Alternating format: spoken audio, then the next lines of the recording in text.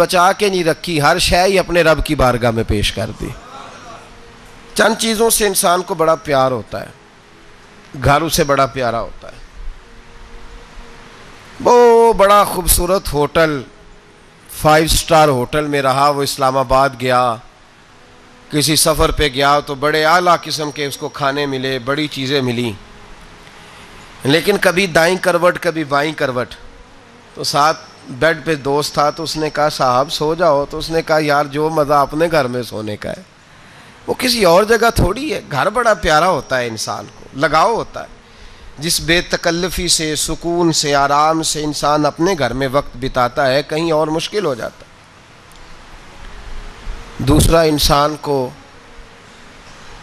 اولاد بڑی پیاری ہوتی ہے، بڑی عجیب شے، نہ ہو تب بھی بڑا دکھ ہے،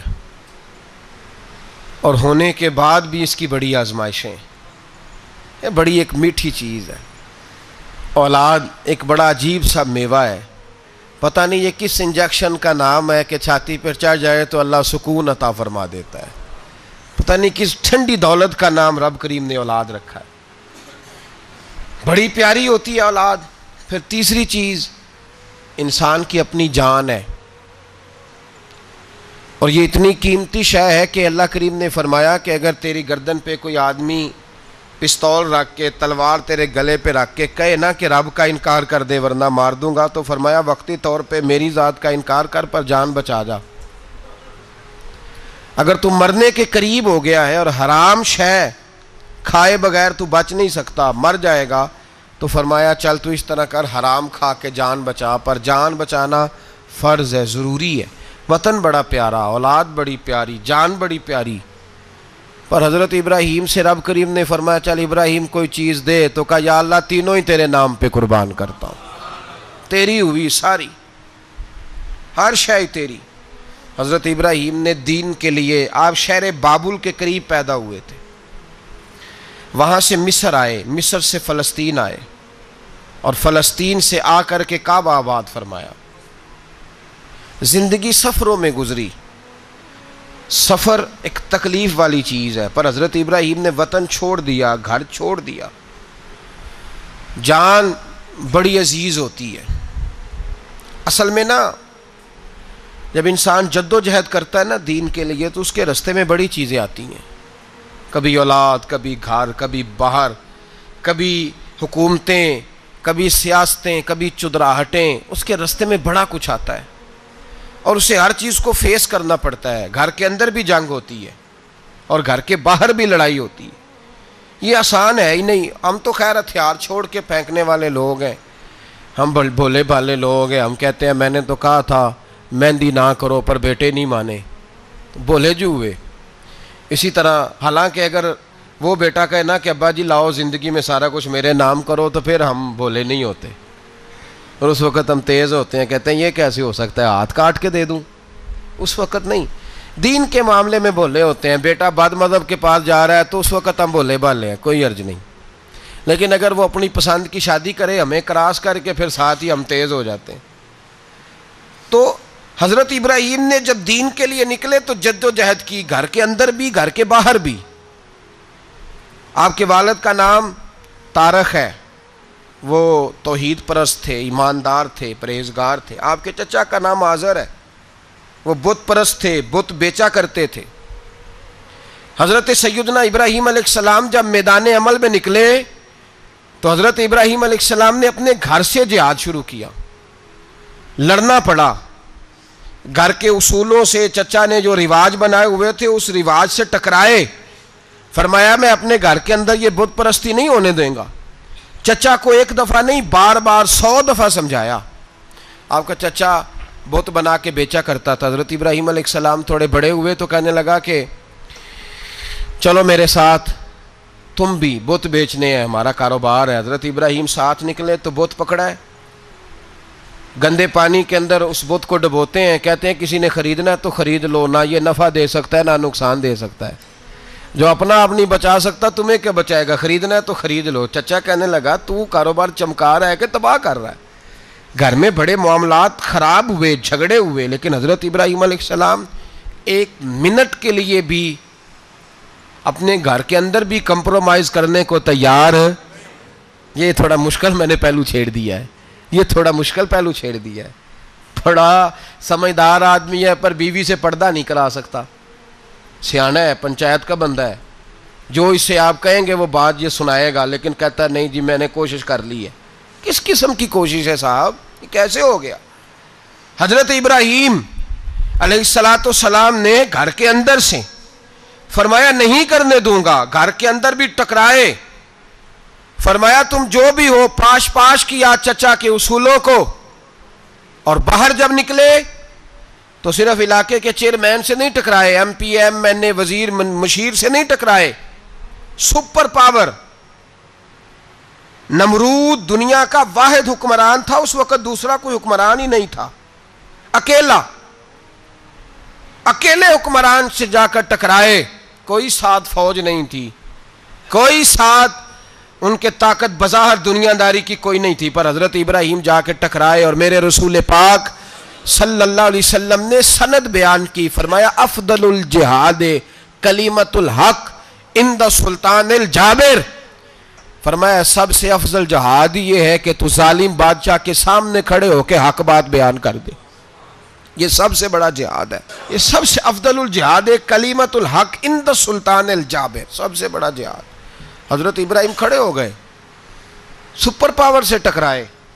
یہاں ہم لوگ حکمتوں کا شکار ہیں, دیکھیں گے کریں گے سوچیں گے, اور مولوی صاحب کو ویسے کہتے ہیں آپ پرہیز کریں سیاسی باتوں سے. بھئی اللہ کے ہر نبی نے جا کے وقت کے ظالم حکمران کو لتاڑا ہے, للکارا ہے, یہ تو مشن انبیاء ہے. حضرت سیدنا ابراہیم علیہ السلام نے جو اس کو جا کے کہا کہ تو جھوٹ بولتا ہے, تو جھوٹا ہے, تو خدائی کا دعویٰ کرتا ہے, تو بہت بڑا ظالم ہے, اور قرآن مجید نے اس ساری بات کو بیان فرمایا ہے.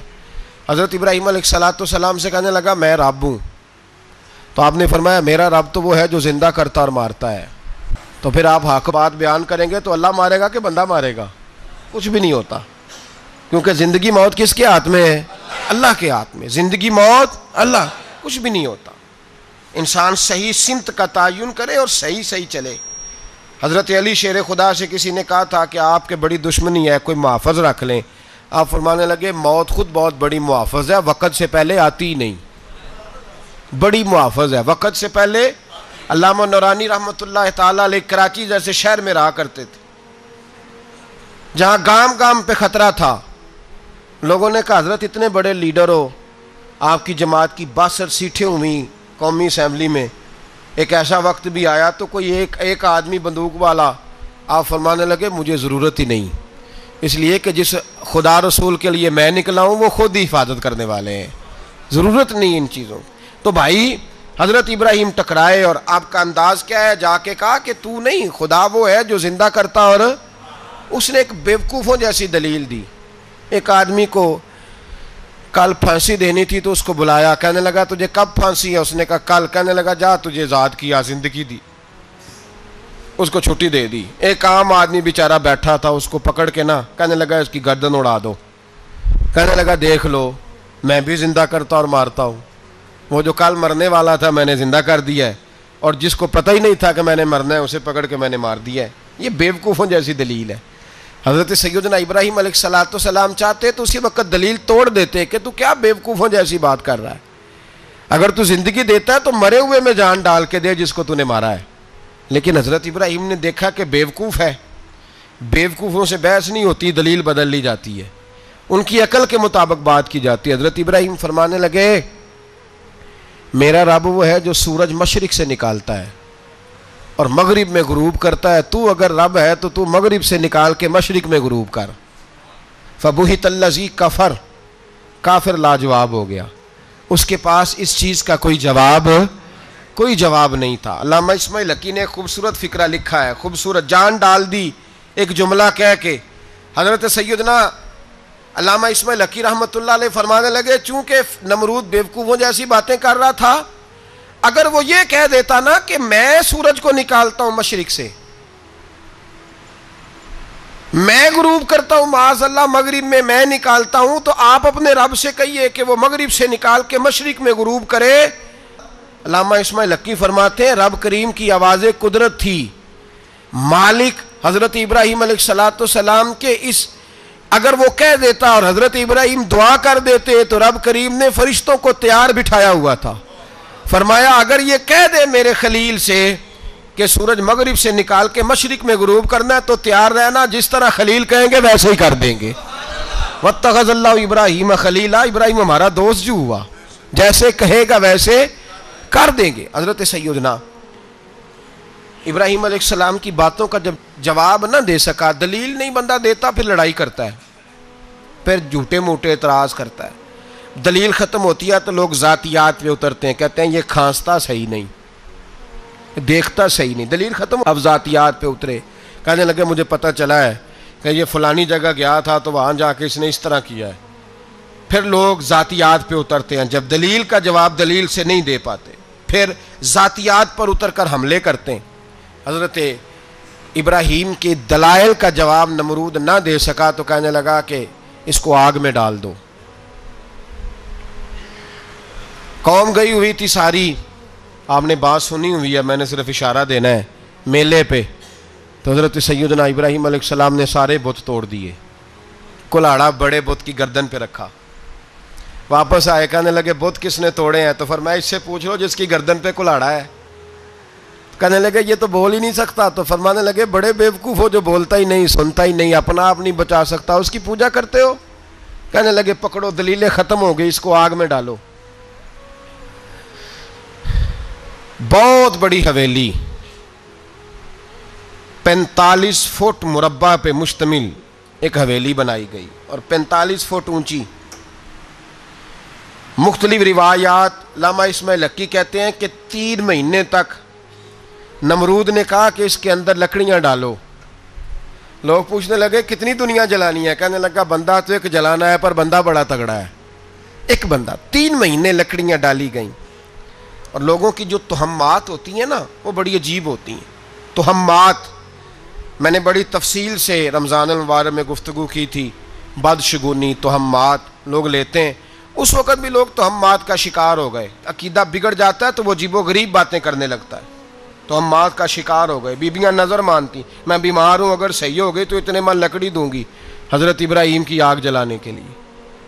ایک عورت لے کے جا رہی ہے لکڑیاں, تو ایک نیک دل آدمی نے اس سے پوچھا کہاں جا رہی ہو؟ کہنے لگی میں نے منت مانی تھی تو حضرت ابراہیم علیہ السلام کو معاذ اللہ جلانے کے لیے لکڑیاں لے کے جا رہی ہوں. تو وہ رب کریم کے بندے کہنے لگے تو ڈھونڈتی رہے گی, تجھے وہ جگہ ملے گی نہیں. وہ بی بی کئی مہینے گھومتی رہی, جگہ ہی نہیں ملی جہاں لکڑیاں ڈالنی, ماری گئی. تہمات کا شکار ہوئے بہت سارے لوگ. تہمات کا بھائی, تہمات دین کے اندر منع ہے. تہمات دین میں کوئی نظر ماننا, کوئی کسی بزرگ کے مزار پہ جا کے سالے ثواب کے لیے کوئی چیز ماننا, یہ تو درست ہوا.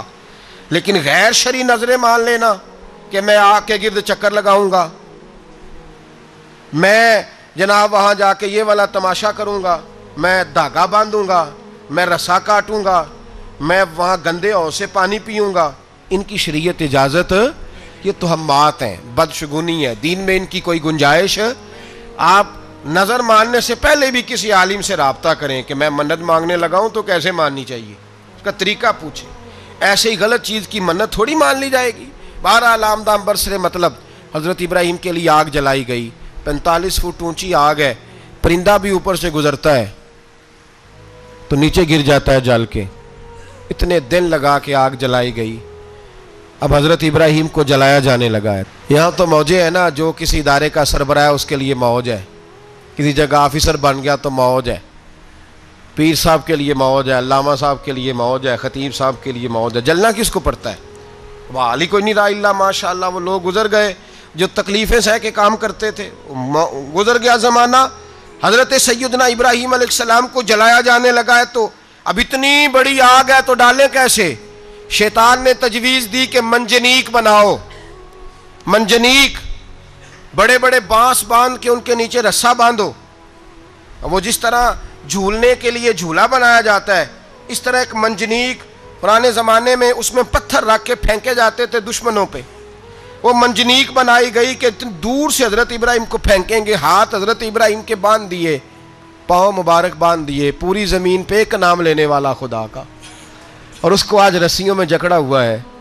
جب پھینکا جانے لگا نا آگ میں، حوریں رونے لگیں، فرشتے تڑپنے لگے، اے اللہ یہ کیا ہونے لگا ہے، ایک تیرا خلیل اور وہ بھی آگ میں۔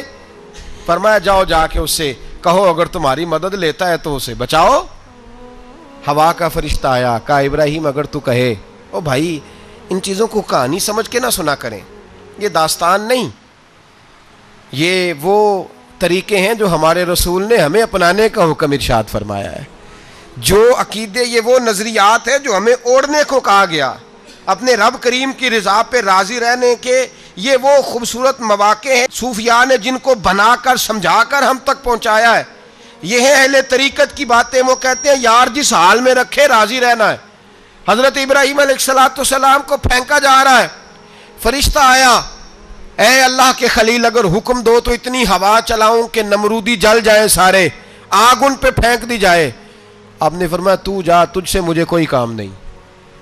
تھوڑی دیر کے بعد پانی کا فرشتہ آیا، کہا حضور اتنی بارش برساؤں گا کہ آگ بجھ جائے گی۔ فرمایا تو جا، تجھ سے کوئی کام نہیں۔ اب جب منجنیق میں رکھ دیے گئے، آگ میں جانے کا لمحہ ہے، تیاری ہے، حضرت جبریل امین حاضر خدمت ہوئے، کہا ابراہیم کوئی حاجت؟ فرمایا تجھ سے کوئی نہیں۔ کہا چلو مجھ سے نہیں تو رب کریم سے ہی بات کر لو، مجھے پتا ہے میں چھوٹا ہوں، آپ مجھ سے مدد کیوں لوگے، رب کریم سے ہی بات کر لیں۔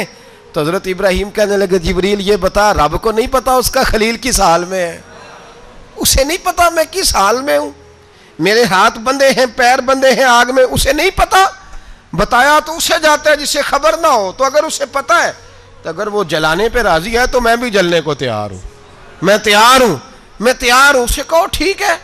حضرت سیدنا ابراہیم علیہ السلام کو منجنیق میں ڈال کے جو پھینکا آگ میں، یا نار کونی بردم و سلاما علی ابراہیم، اللہ نے فرمایا اے آگ میرے ابراہیم پہ ٹھنڈی بھی ہو جا اور سلامتی والی بھی ہو جا۔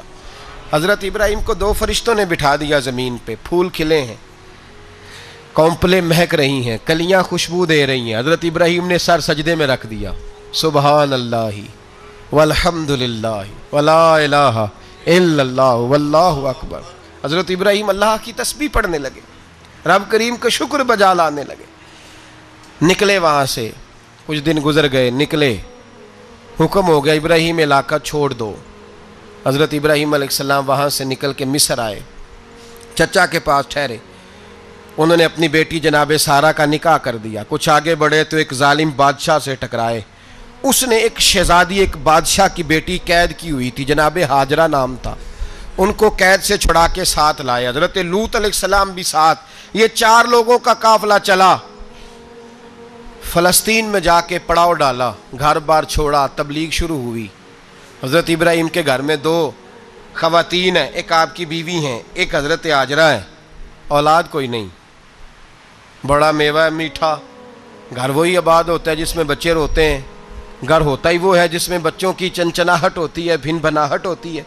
حضرت ابراہیم نے ایک بچہ روتے ہوئے دیکھا تو آنکھوں میں آنسو آئے، کہنے لگے ربی حب لی من الصالحین، یا اللہ مجھے بھی نیک اولاد عطا کر دے۔ حضرت سارہ نے سن لیا، کہنے لگی ابراہیم شاید میرے بطن سے تو آپ کو نصیب نہیں، ہاجرہ سے نکاح کر لو۔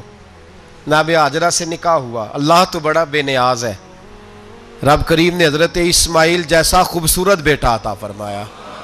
بیٹا کالا سیاہ بھی ہو تو سینے کی ٹھنڈک ہوتا ہے، پر یہ تو وہ بیٹا ہے جس کی پیشانی میں نور محمدی چمکتا ہے صلی اللہ علیہ وسلم۔ حضرت سیدنا اسماعیل علیہ اتنے خوبصورت، اب جس بیوی کے ہاں بیٹا تھا، بیٹھنا اٹھنا بھی زیادہ اس کے پاس، آنا جانا بھی اس کے پاس، توجہ ادھر ہو گئی، جناب سارہ رشک کرنے لگی، ایک دن کہنے لگی اسے چھوڑ آ جنگل میں، وادی غیر ذی زرع مکے کے پاس۔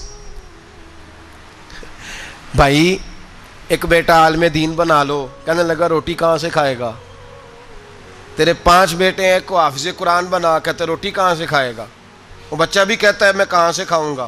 حضرت ابراہیم علیہ السلام تو چند مہینے کا بچہ چھوڑ آئے، تو کہاں سے روٹی کھائی حضرت اسماعیل نے، کہاں سے کھائی ان کی اماں نے روٹی، بھوکے مر جاتے ہیں یہ سارے۔ میں بڑی ذمہ داری سے کہا کرتا ہوں کہ جتنی خوبصورت روٹی اللہ کریم دین کے خادموں کو عطا کرتا ہے شاید کسی اور کے نصیب ہوتی ہو، لیکن ہم لوگ توجہ ہی نہیں کر رہے، ہمارا ذوق ہی نہیں بن رہا، ہم یہ محنت ہی نہیں کر رہے کہ قوم کو مستند علماء کی ضرورت ہے، علاقوں کے علاقے خالی ہیں، ادھر ہمارا مزاج ہی نہیں بن رہا، توجہ ہی نہیں۔ دین کی خاطر. اور پھر چلے بچے تو بعد کی بات ہے نا, جو ابھی خود جوان ہے وہ بھی یہ دعا, ایک صاحب مجھے کہنے لگے میں دعا مانگ رہا ہوں اللہ مجھے بیٹا دے تو میں اسے دین پہ لگاؤں گا. تو میں نے کہا آپ بھی بوڑھے نہیں ہوئے, آپ خود ہی لگ جائیں, بیٹا تو ابھی آئے گا تو لگے گا نا. تو آپ تو اس وقت ہے تو آپ تو پہلے لگے نا صاحب, 2 گھنٹے تو نکال کے آئیں, دین سیکھنے کو کافی ہے. آپ اتنی لمبی سوچ رہے ہیں کہ بچہ آئے گا تو بڑا ہوگا تو وہ جائے گا تو دیکھی جائے گی, ابھی تو آپ ہیں تو آپ تو آؤ. حضرت ابراہیم نے بچہ وہاں چھوڑا. یہاں سے جو عمرہ کرنے لوگ جاتے ہیں نا, جو حج کرنے جاتے ہیں, ان کو پتہ ہے کہ وہاں دنیا کی ہر نعمت ملتی ہے, پھر بھی ڈبل ٹرپل پیسے لوگ جیبوں میں ڈال کے جاتے ہیں. حضرت ابراہیم جب وہاں لے کے گئے تو کوئی انسان نہیں تھا, پانی کا قطرہ نہیں تھا, 2 کلو کھجوریں, 1 مشکیزہ, بیوی کو تھمایا. ہمارے گھر میں ہزاروں چیزیں پڑی ہیں لیکن وہ جو توکل ہے نا وہ ختم ہو گیا ہے. اللہ دے گا, حلال حلال پہ قناعت کرے, جائز جائز پہ بھروسہ کرے, رب کریم عطا کرنے والا ہے, وہ مزاج ختم ہو گیا.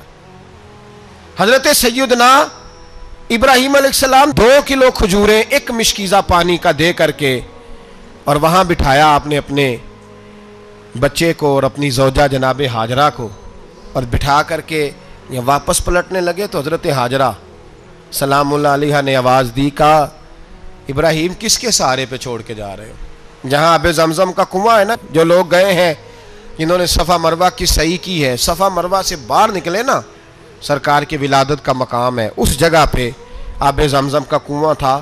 وہاں حضرت سیدنا ہاجرہ کو بٹھایا, کوئی چیز نہیں, کوئی درخت نہیں, کوئی کھیت نہیں, کوئی پانی نہیں, کوئی کنواں نہیں, وہاں بٹھایا اور بٹھا کر کے نکلنے لگے تو جناب ہاجرہ فرمانے لگی ابراہیم کس کے سہارے پہ چھوڑ کے جا رہے ہو؟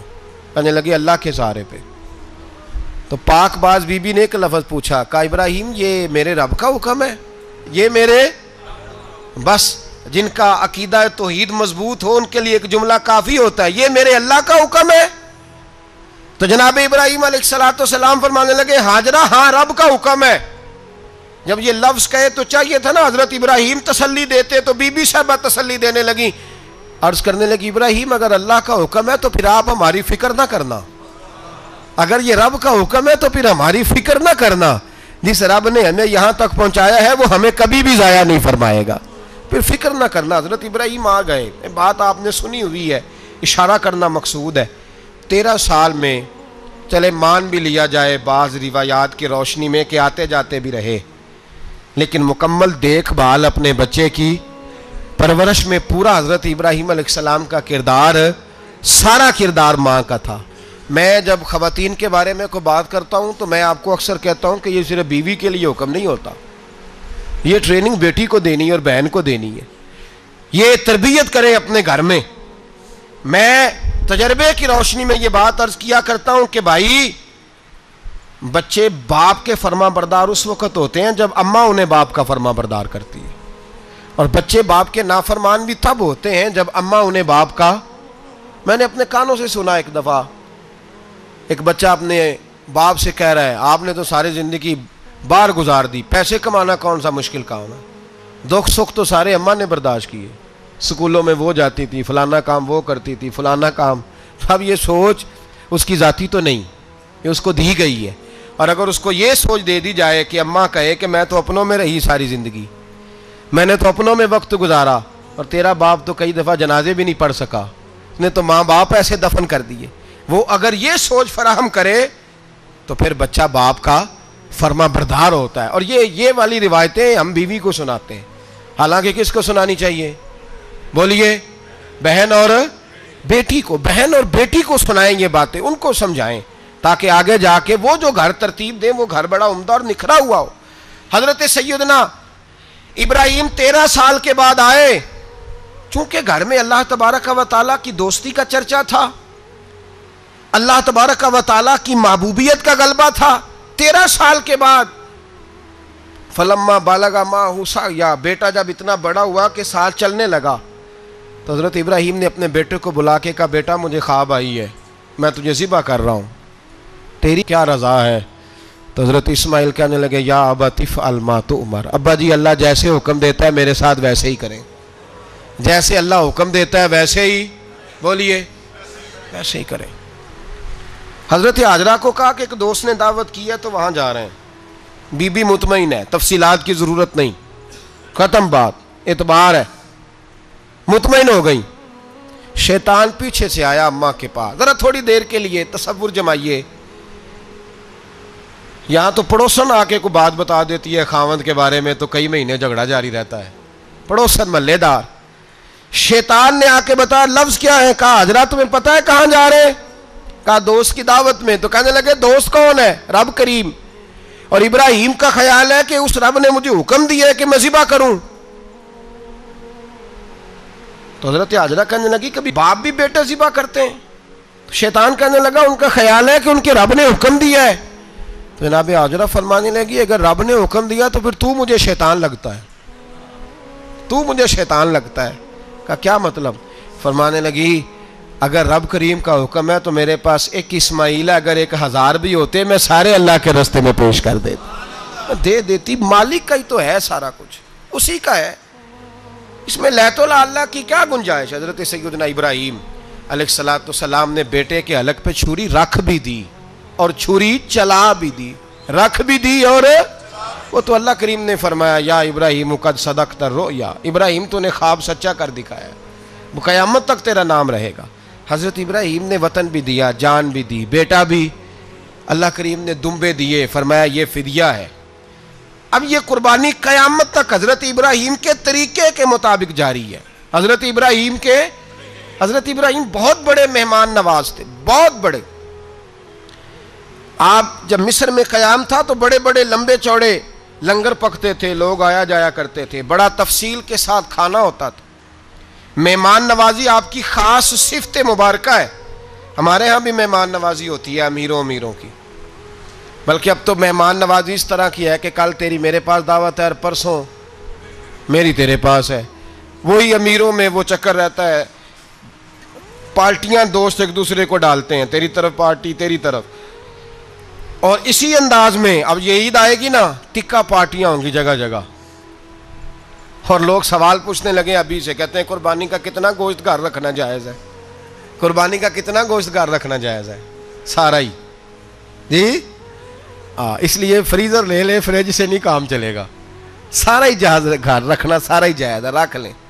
او خدا کے بندے, قربانی وہ بندہ دیتا ہے جو سارا سال ہی گوشت کھاتا ہے. صحیح کہہ رہا ہوں؟ قربانی صاحب نصاب صاحب استطاعت بندہ دیتا ہے نا, تو وہ سارا سال ہی گوشت, تو سارا گھر میں رکھنا بھی جائز ہے, لیکن سارا دے دینا بھی. تو جو آ رہی ہے اس پہ کیوں توجہ کرتے ہو, جو دوسرا جائز ہے اس پہ کیوں نہیں عمل کرتے؟ سارا تقسیم کر دیں, بات ختم ہوئی.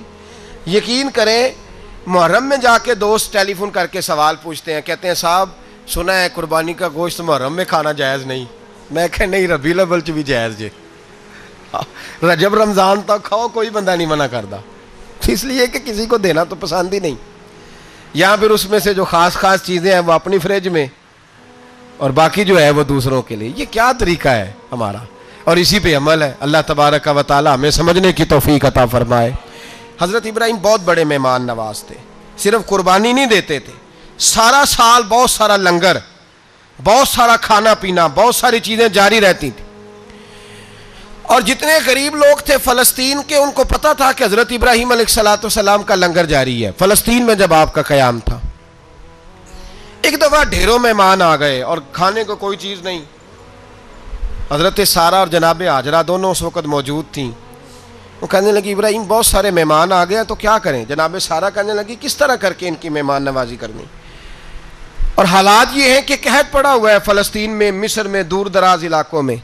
تو حضرت ابراہیم کہنے لگے یہ اللہ کے مہمان ہیں اور ہمیں رب کریم کا بندہ سمجھ کے آ گئے ہیں, اللہ ہی بندوبست کرے گا. فرمانے لگے میرا مصر میں ایک دوست ہے, وہ قحط کے دنوں میں غلہ جمع کر لیتا ہے, میں اس کی طرف پیغام بھیجتا ہوں, مجھے امید ہے وہاں سے غلہ ملے گا. 2 3 5 اونٹ والے غلام بلائے اور ان کو کہا کہ جاؤ غلہ لے آؤ مصر کے دوست سے. وہ لوگ کہتے ہیں ہم غلہ لینے گئے, وہاں جب پہنچے تو حضرت ابراہیم خلیل اللہ علیہ السلام کا پیغام دیا تو آپ کا وہ دوست کہنے لگا غلہ تو بے شمار تھا, مجھے خبر نہیں تھی کہ حضرت ابراہیم کا پیغام آئے گا, تو میں تو سارا تقسیم کر چکا ہوں, لوگ لے گئے, اب تو کوئی شے نہیں. اب وہ خالی آ گئے پانچوں کے پانچوں اونٹ. جب خالی آئے تو حضرت ابراہیم کی حویلی کی دیواریں چھوٹی چھوٹی تھیں. ان غلاموں میں سے، خادموں میں سے، آپ کے ان چاہنے والوں میں سے ایک کہنے لگا یار وہ غریب تو انتظار کر رہے ہوں گے کہ غلہ لینے گئے ہیں، ہمیں روٹی ملے گی. چھوٹی چھوٹی دیواریں ہیں، وہ جب دیکھیں گے نا خالی آ گئے تو انہیں تکلیف ہوگی. اس طرح کرو بوریوں میں ریت بھر لیتے ہیں، ریت بھر کے لے جاتے ہیں، بعد میں اندر رکھ کے انہیں سمجھا بہلا لیں گے یا حضرت ابراہیم کو بتائیں گے، وہ خود ہی ان لوگوں کی دل جوئی فرمائیں گے. اب غلہ کی جگہ ریت بھر کے اونٹوں پہ رکھ کے لائی گئی. لا کے بوریاں جب رکھ دی گئیں، حضرت ابراہیم علیہ السلام دوپہر کے وقت آرام فرما رہے تھے. بی بی سارا اٹھی، کہتی ہیں جب میں نے دیکھا نا کہ بوریاں پہنچ گئی ہیں تو گئی، غلام کو ساتھ لیا اور اس کو جب کھولا نا تو کہتی اتنی حسین گندم میں نے پہلے کبھی دیکھی نہیں تھی، اتنا پیارا دانہ میں نے کبھی ملاحظہ ہی نہیں کیا تھا. فرماتی ہیں جب اس کو پیس کر چکی میں روٹیاں پکائیں تو خوشبو دور دور تک پھیل گئی، اعلیٰ غذا بنی، بڑے بڑے کھانے بیبیوں نے مل کے پکائے، چن دیے گئے. حضرت ابراہیم اٹھے تو لوگ کھانا کھا رہے ہیں، سجدہ شکر ادا کیا، اور جب سجدے میں گئے تو وحی آنے لگی، پھر رونے لگے. جب پلٹ کر باہر تشریف لائے تو جناب سارا کہنے لگی ابراہیم تمہارا مصری یار بڑا اچھا ہے، اس نے اتنی اعلیٰ گندم بھیجی ہے کہ اتنی تو میں نے پیاری گندم کبھی دیکھی نہیں. جناب ابراہیم مسکرائے، فرمانے لگی سارا یہ مصری یار نے نہیں بھیجی، یہ میرے عرشی یار نے بھیجی ہے، یہ میرے عرشی یار نے بھیجی ہے. بھائی مہمان نوازی مزاج تھا، ہاتھ لٹا دینا مزاج تھا، دوسروں کی اشک شوئی مزاج تھا.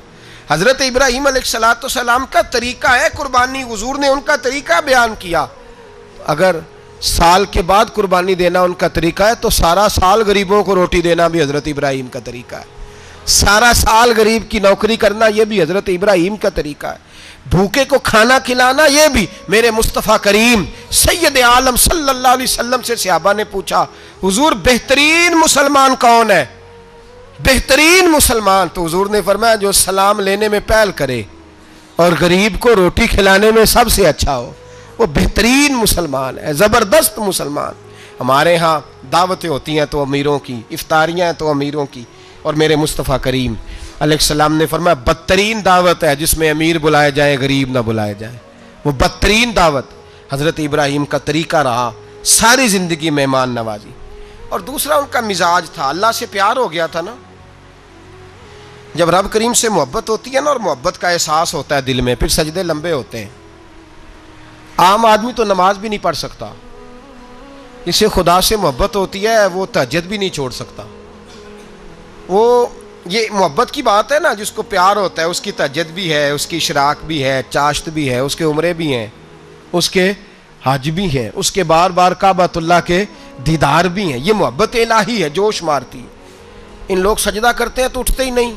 اللہ کے بندوں سے پیار کرتے ہیں اللہ کی. حضرت ابراہیم کو رب کریم سے اتنی محبت تھی، اتنا پیار تھا کہ وہ آپ کی زندگی کے ہر پہلو سے چھلکتا تھا. ایک وقت ایسا آیا کہ اللہ تعالیٰ نے حضرت ابراہیم کو بہت زیادہ مال عطا فرمایا. اتنے اونٹ گنے نہیں جاتے، گائیں اتنی زیادہ کہ شمار نہیں ہوتی، بکرے بکریاں اتنی زیادہ کہ شمار، بہت زیادہ مال اللہ نے عطا فرمایا. اور ابھی کچھ عرصہ پہلے آپ پیچھے جائیں نا تو جو لفظ مال تھا وہ روپے پہ تو بولا ہی نہیں جاتا تھا، وہ جانوروں پہ بولا جاتا تھا. بہت زیادہ مال اللہ نے دیا، بکریاں، گائیں، اونٹ، بیل، بڑا کچھ. تو رب کریم نے فرشتوں سے فرمایا کہ وَاتَّخَذَ اللَّهُ ابراہیم خلیلا، ابراہیم میرا دوست ہے. تو فرشتے کہنے لگے یا اللہ جسے اتنا کچھ دیا جائے اس نے دوست تو بننا ہی ہوتا ہے، تو نوازا ہی بڑا ہے، اتنا مال، اتنے کھیت کھلیان، اتنا کچھ. اللہ کریم نے فرمایا جاؤ آزمائش کر لو، امتحان لے لو. فرشتہ امتحان لینے پہنچ گیا. حضرت ابراہیم کے جانور چر رہے ہیں چراگاہ میں، حضرت ابراہیم بھی ہیں، غلام بھی ہیں، بہت بڑا ریوڑ ہے. آپ تشریف فرمائیں. ایک فرشتہ آیا تو کھیت میں چھپ کے بیٹھ گیا اور بلند آواز سے کہنے لگا سبحان اللہ والحمد للہ ولا الہ الا اللہ واللہ. یہ تسبیح بڑی پسند ہے، محبوب نے ان کی فضیلت بیان کی. اب وہ حضرت سیدنا ابراہیم علیہ السلام کھڑے تھے تو وہ کھیت میں بیٹھ کے تسبیح پڑھنے لگا سبحان اللہ والحمد للہ ولا الہ الا اللہ. حضرت ابراہیم کہنے لگے یہ میرے رب کا نام کون لے رہا ہے؟ بڑی اس کی میٹھی آواز ہے، بڑی کون ہے؟ ڈھونڈنے لگے، گھومتے گھومتے اس کے پاس چلے گئے، فرشتہ انسانی شکل میں، تو میرے رب کا ذکر کر رہا تھا؟ اس نے کہا میں ہی کر رہا تھا۔ فرمانے لگے یار ایک دفعہ پھر نہیں کرتا؟ تو کہنے لگا ابراہیم پہلے تو میں اپنی مرضی سے کر رہا تھا، تو کہتا ہے تو پیسے لگیں گے، پیسے ہیں تو کر دیتا ہوں۔ حضرت ابراہیم کہنے لگے بول تو کیا لے گا؟ میرے اللہ کا ذکر سنانے کا کیا لے گا؟ کہنے لگا جتنی بکریاں آپ چرا رہے ہیں ساری دے دے تو میں اللہ کا ذکر سنا دیتا ہوں۔ آپ نے فرمایا بس جا تیری ساری ہوئی، میرے رب کا ذکر سنا۔ اور پھر شروع ہو گیا سبحان اللہ الحمدللہ ولا الہ الا اللہ واللہ اکبر۔ حضرت ابراہیم علیہ السلام کیف میں یار پھر ذرا سنا، نا علمہ وچ پھسا سانو، تو یار دی گل سنا سانو، ذرا دوبارہ سنا۔ پھر سنایا، ایک دفعہ پھر کہا، فرشتہ کہنے لگا بس جی آپ کے پیسے پورے ہو گئے۔ حضرت ابراہیم کہنے لگے چل ایک دفعہ اور سنا۔ کہنے لگا پیسے لگیں گے، تو کیا لے گا؟ کہنے لگا گائیں بھینسیں ساری میری۔ فرمایا بس یار اتنی قیمت، تو سنا صحیح، سارا کچھ ہی تیرا۔ پھر شروع ہو گیا سبحان اللہ والحمدللہ ولا الہ الا اللہ واللہ اکبر۔ گائیں دے دیں، بھینسیں دے دیں، وہ ذکر سناتا ہے۔ حضرت ابراہیم کبھی مچلتے ہیں، کبھی روتے ہیں، کبھی آہیں بھرتے ہیں، تو میرے رب کا نام لے رہا ہے، ذرا پھر سے لے، کیف جاری ہے۔ کہنے لگا بس بھائی۔ حضرت ابراہیم فرمانے لگے تو اور لے لے جو لینا ہے، مجھے ذکر سنا۔ اس نے کہا ابراہیم بکریاں میں لے چکا، گائے بھینسیں میں لے چکا، اونٹ رہ گئے، سارے لے لوں گا پھر ذکر سناؤں گا۔ فرمایا جا تیرا ہوا تو ذکر سناتا رہ، میں دیتا ہوں۔ دے دیا، کچھ دیر ذکر کیا تو اب خاموش ہو گیا۔ حضرت ابراہیم خلیل اللہ علیہ السلام فرمانے لگے ذکر سنا۔ کہنے لگا ابراہیم اب تیرے پاس دینے کو کیا ہے، ہر چیز تو میں لے چکا۔ آپ فرمانے لگے یہ گائے بھینسیں بکریاں چرانے کے لیے تجھے کوئی نوکر ملازم بھی تو چاہیے نا، تو اس طرح کر مجھے رکھ لے، میں روٹی نہیں مانگوں گا، کھانا نہیں مانگوں گا، تو اللہ کا ذکر سناتا رہنا، میں تیرے جانوروں کی نوکری کرتا رہوں گا۔ حضرت ابراہیم علیہ السلام نے جب یہ کہا نا، فرشتے کی آنکھوں میں آنسو آ گئے۔ تر دامنی پہ شیخ ہماری نہ جائیے، ہم دامن نچوڑ دیں تو فرشتے وضو کریں۔ فرشتہ رو پڑا اور کہنے لگا ابراہیم مجھے سینے سے لگاؤ، آپ واقعی اس قابل ہیں کہ اللہ آپ کو اپنا دوست بنائے، واقعی اس قابل ہیں کہ رب آپ کو اپنا۔ حضرت ابراہیم علیہ السلام کا خدا سے محبت کرنے کا نرالا انداز، اور میرے بھائی یہی محبت انہیں میرے مصطفیٰ سے بھی تھی۔ ایک نبی گھر بنا رہا ہے، دوسرا بنوا رہا ہے، حضرت اسماعیل علیہ السلام پتھر اٹھا کے لا رہے ہیں، جناب ابراہیم بنا رہے ہیں۔ جب خانہ کعبہ بن گیا تو کہنے لگے ربنا وابعث فیہم رسولا، اے اللہ اب اسے بسانے کے لیے اپنا آخری رسول بھی عطا فرما۔ نبی پاک فرماتے ہیں میں دعا ہوں حضرت ابراہیم کی۔ یہ قربانی حضرت ابراہیم کا طریقہ ہے۔ حضور نے اگرچہ نبی پاک کی اپنی سنت تھی، یہ بھی کہہ سکتے تھے سنتی و سنت ابیکم ابراہیم، میری سنت ہے اور تمہارے باپ ابراہیم کی سنت ہے، یہ نہیں فرمایا۔ جب صحابہ نے کہا قربانی کیا ہے، فرمایا سنت ابیکم ابراہیم، یہ تمہارے باپ ابراہیم کی سنت ہے۔ ہر صاحب نصاب پر قربانی واجب ہے، جو زکوٰۃ کا نصاب رکھتا ہو اس پر قربانی واجب ہے، یعنی ضروریات سے زیادہ اتنے پیسے جتنے پیسوں سے زکوٰۃ فرض ہوتی ہے، اتنے پیسے جس آدمی کے پاس قربانی سے پہلے آ جائیں اس آدمی پر قربانی کرنا واجب ہے۔ بکرا، چھترا، دمبا 1 سال کا یا دمبا 6 مہینے کا ہو پر اتنا بڑا محسوس ہوتا ہو کہ لگے کہ 1 سال کا ہے، اس کی قربانی ہو سکتی ہے۔ جانور میں کوئی عیب نہیں ہونا چاہیے، اتنا کمزور نہ ہو کہ ذبح جہاں اسے کرنا ہے وہاں وہ چل کے جا نہ سکے، اتنا کمزور جانور نہ ہو، اس کے اندر بظاہر کوئی اتنا بڑا نقص نہ پایا جاتا ہو، کانا نہ ہو، لنگڑا نہ ہو، کوئی اس کی ہاتھ نہ کٹے ہوئے ہوں، ایسا نقص جو واضح ہو۔ بکرا 1 سال کا، گائیں اور بھینس یہ 2 سال کی، اونٹ 5 سال کا۔ اب اس میں یہ ہے کہ ہمارے بہت سارے دوست چونکہ ہم دیہاتی لوگ ہیں تو پوچھتے ہیں کہ دوندا نہیں ہے تو چوگا نہیں ہے، تو یہ ہماری پنجابی کی اصطلاحات ہیں، پنجابی کی۔ شریعت اسلامیہ نے سال بتائے ہیں، یہ تو ہم نے اپنی آسانی کے لیے، یا دیہاتوں میں جو ماحول تھا اس طرح کا جانور لیں، خوبصورت جانور لیں۔ جو نصاب ہے وہ بھی میں نے آپ کو بتایا، لیکن ایک اور پہلو بھی ہے، نبی پاک صلی اللہ علیہ وسلم پہ زکوٰۃ کبھی فرض نہیں ہوئی، کبھی حضور پہ زکوٰۃ فرض نہیں ہوئی۔ نبی پاک صلی اللہ علیہ وسلم کے پاس اتنا سرمایہ کبھی اکٹھا ہوا ہی نہیں کہ زکوٰۃ فرض ہو، لیکن نبی پاک کے صحابہ فرماتے ہیں کہ مدینے کے 10 سالوں میں اللہ کے رسول نے ہر سال قربانی فرمائی ہے، ہر سال قربانی دی. اور جس سال حضور حج کرنے گئے اس سال اللہ کے نبی نے 63 اونٹ ذبح فرمائے. اور حضور صلی اللہ علیہ وسلم جب اونٹ ذبح کرنے لگتے نا تو صحابہ کہتے ہیں اونٹ خود دوڑ کے حضور کے سامنے آ کے لیٹ جاتا اور نبی پاک اسے ذبح کرتے اور فرماتے ہیں ایک دوسرے کو دھکے دیتے اونٹ کے، پہلے میں نے جانا ہے ذبح ہونے کے لیے، پہلے میں نے. انہیں پتا تھا کہ جو مصطفیٰ کے ہاتھوں ذبح ہوگا وہ تو دائمی زندگی پا جائے گا، یہاں بھی وہاں بھی زندہ. 63 اونٹ ذبح کیے. ایک اونٹ میں کتنی قربانیاں ہوتی ہیں؟ 7. اب 63 کو 7 سے ضرب دو گے تو کتنی بنے گی؟ اور پھر نبی پاک صلی اللہ علیہ وسلم نے 10 سال مدینہ منورہ میں قربانی دی ہر سال. اب وہ 63 اونٹ، ایک اونٹ میں 7 قربانیاں، ہر سال یہاں قربانی. اور مولا علی شیر خدا فرماتے ہیں نبی پاک 2 قربانیاں دیتے. میں نے کہا حضور 2 جانور ذبح کر رہے ہیں آپ؟ تو حضور نے فرمایا ایک میری طرف سے، ایک میری امت کی طرف سے، غریبوں کی طرف سے. اور حضرت علی کو حضور نے وصیت فرمائی تو 2 دیا کرے گا.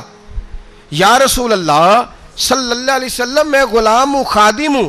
حضور نے فرمایا علی ایک تو نے اپنی دینی ہے، ایک میری طرف سے دینی ہے. 2 قربانیاں. مولا علی نے بھی ساری زندگی 2 قربانیاں دی. حضرت علی بھی مال کے نصاب نہیں تھے، اپنا مکان ہی نہیں تھا، کوئی کاروبار نہیں تھا، کئی دن فاقے رہتے تھے، پر قربانیاں کتنی دیتے تھے؟ 2. ہمارے پاس ویسے اگر سسرال میں، میکے میں، کزنوں میں کچھ شادی ہو جائے تو 50-60 ہزار کا خرچہ برابر ہے، وہ پکا ہے. اور قربانی کی باری غریب ہو گئے، سارے غریب ہو گئے. کہتے نہیں یہاں مشکل ہے. او خدا کے بندے، اللہ کے ساتھ تجارت کر، اس کے رستے میں 1 دے گا، رب تجھے 70 گنا اضافہ کے ساتھ عطا فرمائے گا. قربانی مال کے نصاب پہ ہے. کوشش کیا کریں کہ اللہ کے رستے میں جب دینا ہو پھر لیت اللہ سے بچیں. خوبصورت جانور لائیں جن کو اللہ نے توفیق دی ہے، ان کے لیے نصیحت ہے جن کو اللہ نے توفیق دی. میں نے اپنے حضرت صاحب کو دیکھا ہے، وہ کہتے تھے کئی جانور اللہ نے بڑا نوازا ہے. کہتے ایک میرا ہے، ایک میرے ماں کا، ایک میرے باپ کا ہے، ایک میرے فلاں استاد صاحب کا، ایک میرے پیر صاحب کا ہے. یہ جانور غوث اعظم جیلانی کا نام کا دے رہا ہوں. اور پھر ایک بڑا خوبصورت جانور بندھا ہوتا اور حضرت خود ان کو چارہ ڈال رہے ہوتے. تو حضور یہ کیا ہے؟ فرمانے لگے یہ میں رسول اللہ کے نام پہ قربان کروں گا، یہ نبی پاک کے نام پر قربان کیا جائے گا. جن کو اللہ نے حیثیت دی ہے وہ کوشش کریں اپنے محبوب کی طرف سے بھی قربانی کریں، نبی پاک کے نام کی قربانی دے. خوبصورت سا جانور پیارا، پھر اس کی خدمت ہو، پھر اس کی قربانی دی جائے اور نبی پاک کے نام پر قربانی دی جائے. حضور نے خود وصیت فرمائی حضرت ابو بکر صدیق کو، قربانی بڑا حسین عمل ہے. اور میرے نبی پاک صلی اللہ علیہ وسلم نے ناراضگی بھی فرمائی، ذرا خوگر حمد سے تھوڑا سا گلا بھی سن لے. میرے حبیب نے فرمایا جو طاقت کے باوجود قربانی نہ کرے وہ ہماری عیدگاہ میں عید کی نماز پڑھنے نہ آئے، وہ نہ آئے. اور یا رسول اللہ جو کرے گا، فرمایا قربانی کے جانور کا خون کا قطرہ بعد میں زمین پہ گرے گا، اللہ اس کے سارے گناہ پہلے معاف فرما دے گا، اللہ اس کے سارے گناہوں کو بخشے گا. قربانی کریں، خوبصورت انداز میں کریں، اللہ کی رضا کے لیے. بزرگوں نے لکھا ہے 3 حصے کرو گوشت کے، ایک گھر میں رکھو، ایک رشتہ داروں میں بانٹو، پڑوسیوں میں بانٹو، اور تیسرا فقط غریبوں کو دو. لیکن میں اکثر یہ سوچتا ہوں کہ ہمارے ہاں قربانی کرتا ہی وہ ہے جن کے گھر میں ہر جمعرات کو چھوٹا گوشت پکتا ہے، اور جن کے گھر میں ہفتے میں 3 دفعہ مرغی کا گوشت پکتا ہے، وہی تو قربانی دینے کے قابل ہوتے ہیں. تو وہ بھی اگر قربانی کے بکرے میں سے بھی تیسرا رکھنا چاہیں تو اجازت تو ہے. میں نے کہا سارا رکھنے کی بھی اجازت ہے، لیکن اگر آپ مہربانی کریں، کوشش کریں کہ یار ہم تو سارا سال ہی کھاتے ہیں، اور ہمارے یہاں جو گوشت تقسیم ہوتا ہے نا وہ بھی باری لگی ہوئی ہے. ادھر سے پلیٹ آئی تھی گوشت کی تو ادھر سے بھر کے چلی گئی. بھئی اس نے کی ہے، اس کو بار بار گوشت دینے کا کیا مطلب ہے؟ آپ یہ دیکھیں عزیزوں میں، رشتہ داروں میں، اور میں اگر تھوڑا سا آپ کی توجہ کرانے میں کامیاب ہو جاؤں تو سفید پوش لوگوں کو دیکھیں. کچھ سفید پوش ہیں، سفید پوش جن کے اوپر قرضے ہیں، بیماریوں نے